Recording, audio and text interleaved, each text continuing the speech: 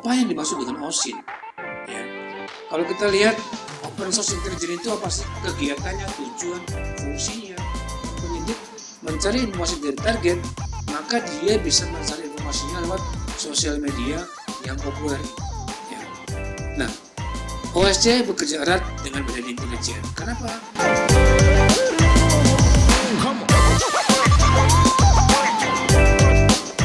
Selamat siang sahabat IT, bertemu lagi dengan saya Teguh Purnomo. Dalam kesempatan ini saya akan coba sharing mengenai basic OSINT atau Open Source Intelligence. Baik, pada kesempatan pertama ini saya akan mencoba membawakan overview dari Open Source Intelligence. Materi dalam pembelajaran basic open source ini akan kita pelajari dalam waktu 3 hari normalnya. Pada kesempatan yang pertama ini saya akan coba untuk melakukan overview terhadap materi yang di hari pertama, tapi tentunya di awal ini saya akan coba membawakan overview dari all materi dari Open Source Intelligence. Nah, di hari pertama pada pembelajaran Basic Open Source Intelligence, kita akan pelajari Foundation of OSINT. Ya, di mana di sana kita akan belajar mengenai understanding OSINT. Apa sih OSINT, bagaimana OSINT, kemudian goal dari OSINT collection. Kemudian diving into collection, yang berikutnya setting up and OSINT platform. Lalu effective habit and process. Jadi di hari pertama itu adalah materi-materi yang kita pelajari. Kemudian di hari kedua kita akan coba lihat materi berikutnya mengenai sosial media, kemudian geolocation and imagery. Jadi di sini pada hari kedua kita akan mempelajari bagaimana kita mencari informasi dari semua sosial media yang ada. Kemudian geolocation, bagaimana kita mengetahui posisi dari target. Kemudian ada imagery, bagaimana kita menganalisa sebuah image. Nah, pada materi hari kedua kita akan belajar mengenai people search engine. Jadi kita akan menggunakan beberapa search engine yang digunakan untuk mencari manusia, mencari orang. Ya. Kemudian ada exercise people search engine. Kita akan coba latihan bagaimana mencari orang dengan melihat gambar atau informasi nama atau informasi apapun. Ya. Bagaimana kita menganalisa dari sosial media? Ada beberapa sosial media yang populer. Nanti kita akan lihat mulai dari Facebook, ya, kemudian sosial media data, kemudian image dan map. Jadi kita nanti di hari kedua ini akan belajar bagaimana mencari orang, kemudian menggunakan search engine-nya, kemudian menggunakan Facebook Analysis, sosial media data, dan image map. Di hari ketiga, kita akan coba mempelajari governance, network, and business. Nah, pada hari ketiga di materi basic OSINT ini, kita akan coba mempelajari bagaimana sebuah government di sebuah lembaga government itu ketika kita mencari informasi. Jadi kita akan mencari informasi seseorang atau target dari government, dari jaringan, dan dari sisi bisnisnya. Kemudian kita akan menggunakan tools Whois, ada IP address, ada DNS, dan finding online device. Kita akan mencari informasi dari device-device yang online. Nah, 3 hari pembelajaran ini, di hari pertama Foundation of OSINT, kemudian di hari kedua adalah social media, geolocation, dan imagery. Di hari ketiga akan mencari informasi dari governance, network, dan bisnis. Ya. Nanti ini kita akan banyak menggunakan tools untuk mempelajari bagaimana kita bisa mendapatkan informasi sebanyak-banyaknya dari target. Kita akan lihat di hari pertama understanding OSINT. Ya, kemudian ada goal of OSINT seperti apa, diving into collection, kemudian setting up. Jadi sebelum kita mulai melakukan aktivitas OSINT, maka kita harus tahu bagaimana melakukan setting up dari step plafon yang ada. baik kita menggunakan sistemnya Unix, Linux maupun Windows. Kemudian bagaimana secara efektif kebiasaan dan proses yang ada.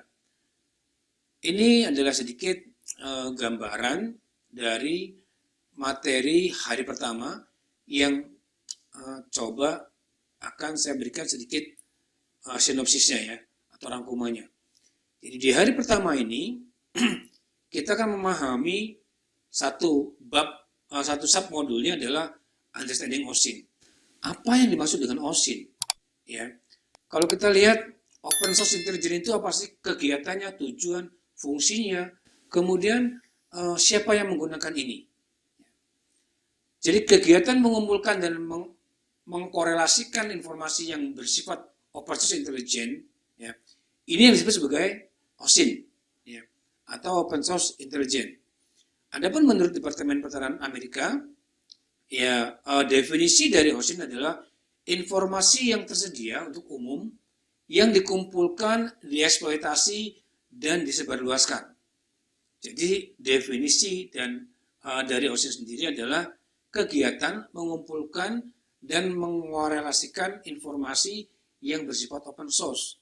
Artinya adalah kita bisa mencari informasi dari seluruh dunia, apapun informasi yang kita ingin dapatkan.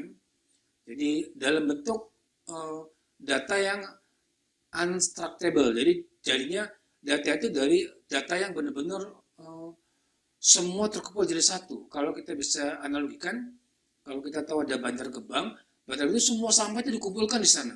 Nah, tugas kita adalah bagaimana memfilter data tadi tergantung kebutuhan yang kita inginkan. Jadi ketika kita mencari informasi dari OSINT, maka kita harus tahu goal, target dari pencarian informasi di dalam open source intelligence tersebut. Ini. Kemudian, open source intelligence adalah pengumpulan data dan analisis informasi yang dikumpulkan dari publik atau dari sumber terbuka. OSINT biasa digunakan dalam fungsi keamanan nasional, penegakan hukum, intelijen, bisnis, serta bermanfaat bagi analisis yang menggunakan intelijen non-sensitif. Jadi informasi-informasi yang non-sensitif itu bisa semua kita dapatkan di dalam open source intelligence. Informasi apa yang bisa kita dapatkan? Hampir semua informasi itu bisa kita dapatkan. Di Indonesia sendiri ada sebuah lembaga yang mereka mengumpulkan informasi dari semua sosial media dan media online. Jadi informasi yang ada yang setiap hari kita konsumsi itu adalah bisa dari sosial media atau media online. Ya. Di Indonesia ada lembaga yang mereka menyewakan akun informasi, mereka buat aplikasi, dan aplikasi yang digunakan untuk menganalisa semua informasi-informasi yang ada di sosial media dan media sosial. Baik itu informasi yang bersifat positif maupun informasi yang bersifat negatif. Jadi semua informasi yang ada pada hari itu semua bisa kita dapatkan. Ya, jadi salah satu fungsi dari OSINT adalah mengumpulkan informasi, baik informasi itu yang bersifat positif maupun bersifat negatif bagi company, lembaga, komunitas, ataupun perseorangan. Karena informasi yang saat ini ada dan beredar itu ada semua informasi itu bisa kita dapatkan baik untuk perseorangan, komunitas, ataupun informasi baik lembaga ya. Ini. Kemudian di hari yang kedua ini sedikit saya berikan gambarannya. Bagaimana kita mencari seseorang, mencari target, mencari informasi lewat media sosial, lewat geolocation, dan lewat imagery. Imagery ini adalah bagaimana kita bisa menemukan seseorang hanya cukup dengan gambar aja. Ya. Bagaimana kita bisa mendapatkan informasi data seseorang cukup dari sosial media aja. Bagaimana kita mengetahui lokasi seseorang dari geolocation. Di hari kedua, kita akan mencoba mencari target atau seseorang yang memang kita akan cari informasinya, baik lewat sosial media, geolocation maupun imagery. Jadi berdasarkan informasi sosial media tentunya kita bisa dapatkan banyak hal nanti ya. Nah, di hari kedua ini kita akan mempelajari people search engine ya. Kemudian exercise people search engine, bagaimana kita mencoba latihan mencari seseorang. Kemudian kita melakukan yang namanya Facebook analysis. Kita menganalisa informasi dari Facebook. Berikutnya kita coba menganalisa seseorang atau target dengan social media data. Ya, kemudian imagery and maps. Jadi kita bisa melakukan banyak hal untuk mencari informasi. Ya, di hari kedua ini tentunya kita lebih fokus ke social media, geolocation dan imagery. Nah, ini sedikit gambaran singkat dari bagaimana kita mencari informasi tersebut lewat sosial media. Ya. Investigasi media sosial adalah fitur yang semakin umum dari setiap upaya investigasi. Ya. Saat ini aparat penegak hukum, baik kepolisian, kejaksaan, KPK dan sebagainya, mereka sudah secara rutin menggunakan media sosial untuk mengumpulkan bukti dan membangun sebuah kasus. Banyak kasus yang terungkap melalui sosial media berkat kekayaan informasi pribadi secara online.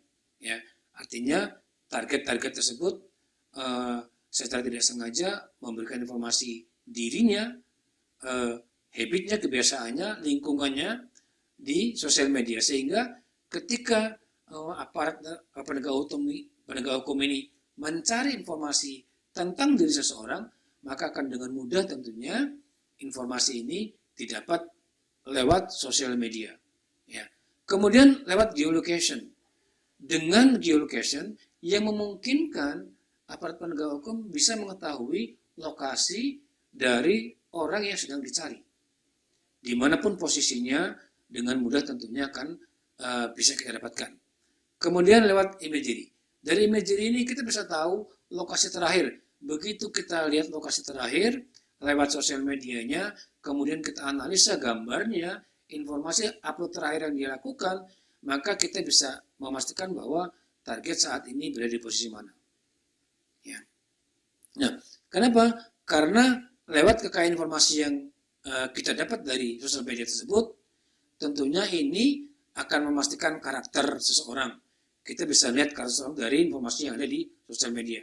Kemudian kita bisa memeriksa pelaku, langkah laku-laku yang ilegal, kemudian informasi yang tidak pantas, ya. Kemudian untuk menemukan seseorang atau untuk membuktikan suatu hal yang bisa dijadikan sebagai alibi. Jadi menggunakan sosial media memungkinkan kita bisa mendapatkan informasi dari target. Berikutnya di hari kedua, ini di hari kedua masih di sosial media, ini apa yang akan kita pelajari nanti. Ya. Ketika penyidik swasta atau intelijen ini melakukan penyelidikan media sosial, mereka akan memeriksa site media sosial populer seperti Facebook, kemudian Twitter, ya ada Facebook, ada Twitter, kemudian ada YouTube. Barangkali target ini pernah juga menyimpan informasinya di Facebook, di Twitter maupun di YouTube, kemudian di Reddit, kemudian ada Instagram, kemudian ada link, ya, kemudian ada Tumblr. Ini adalah sosial media yang sangat populer di dunia. Artinya adalah ketika kita mencari informasi atau seorang penyidik mencari informasi dari target, maka dia bisa mencari informasinya lewat sosial media yang populer ini. Ya. Di hari kedua, kita akan mencoba menganalisa bagaimana Facebook, kita akan mencoba menganalisa bagaimana Instagram, bagaimana YouTube, bagaimana Twitter, bagaimana semua sosial media ini digunakan oleh target yang memang sedang kita cari. Nah, OSIN, Operasi Intelijen, memungkinkan kita mencari target dengan mencari informasi di sosial media. Ini adalah rangkuman nanti di hari kedua di submodul sosial media, geolocation, dan imagery. Di hari kedua ada 6 submodul. Ini salah satunya adalah social media, geolocation, and imagery. Jadi di hari kedua ini kita setidaknya akan mencari informasi target dari sosial media. Kemudian hari ketiga dari materi basic course ini adalah governance, network, and business. Ya, di sini kita akan belajar dengan menggunakan WHOIS, kemudian IP address untuk tracing. Ya, WHOIS kita gunakan untuk melihat, menganalisa website. Kemudian IP address kita gunakan untuk melakukan tracing, ya, posisi dan area. Kemudian yang ketiga DNS, kita akan menganalisa DNS, bagaimana DNS, subdomain dan sebagainya. Kemudian kita akan mencoba mencari online device, ya, device yang online yang saat ini mungkin jadi target yang digunakan oleh target. Jadi di hari ketiga mengenai governance, network, and business, ya, kita akan coba menganalisa hal yang positif maupun negatif dari 3 komponen ini. Nah, governance, network, and business. Jadi ini rangkuman di bab yang hari ketiga mengenai government, network, and business. Di hari ketiga ini ada 4 submodul, ya, WHOIS, IP address, kemudian DNS dan finding device. Nah, di WHOIS ini salah satunya adalah bagaimana kita mencari informasi mengenai organisasi, mengenai lembaga dari target. Ya. Organisasi pemerintah di dunia yang bekerja dalam analisa OSINT yang masih dianggap yang terbaik. Kenapa? Biasanya lembaga tersebut, lembaga pemerintah tersebut sudah memiliki fasilitas yang lebih baik. Nah, 2 lembaga pemerintah yang paling terkenal yang melakukan analisa OSINT secara global adalah Open Source Center yang di Amerika dan pemantauan BBC di Inggris. Jadi 2 negara, 2 pemerintahan inilah yang sudah memiliki tools, alat yang sudah sangat mumpuni dalam mengumpulkan informasi mengenai semua informasi apapun yang ada di dunia yang bisa dicari lewat OSINT atau Open Source Intelligence. Kemudian kita akan sedikit melihat apa yang dimaksud dengan Open Source Center. Jadi ketika kita nanti mencari informasi dari open source, maka kita bisa mendapatkan informasi dari banyak situs, dari banyak site. Ya. Informasinya apa? Yang pertama, tentunya kita bisa mengacu sebagai referensi kita dalam mencari informasi di seluruh dunia. Ya. Yang pertama, kita tentunya sudah paham tentang Open Source Center. Tadi Open Source Center itu ada di 2 negara besar, di Amerika dan Inggris. Artinya kita bisa mencari semua data-data yang kita butuhkan itu dari mereka, dari Open Source Center yang mereka bangun. Ya, karena sesungguhnya di dunia ini setiap hari berpeta-peta data yang mereka kumpulkan. Jadi mereka mengumpulkan data bukan dalam gigabyte lagi atau bukan dalam terabyte, tapi satu hari mereka itu mengumpulkan, Open Source Center ini mengumpulkan semua data, ya, semua data, baik data apapun itu mereka kumpulkan, dan data ini dalam bentuk isinya itu berpeta-peta, bukan lagi gigabyte atau terabyte, itu sudah petabyte. Ya, kita bayangkan semua informasi yang ada di dunia, yang ada di internet, baik di internet maupun di dark web maupun di hard web, ini semua mereka tarik informasinya. Jadi semua informasi yang ada di dunia bisa kita dapatkan lewat Open Source Center. Ya, akan lebih mudah, lebih cepat daripada kita mencari informasi lewat sosial media atau media online. Ya, kalau sosial media yang populer itu ada Facebook, ada Instagram, ada Twitter dan sebagainya. Sementara media online di seluruh dunia ini ada ribuan media online. Ya. Nah, OSC bekerja erat dengan Badan Intelijen. Kenapa? Open Source Center ini mengumpulkan semua informasi yang ada di dunia. Maka mereka pasti bekerja sama dengan badan intelijen. Ya, badan intelijen lokal untuk apa? Ketika intelijen lokal membutuhkan data, mereka akan dengan mudah mendapatkan informasinya lokal.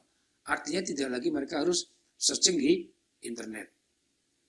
Jadi Open Source Center adalah salah satu tempat, salah satu area yang dapat kita jadikan sebagai referensi ketika kita nanti memanfaatkan Open Source Intelligence.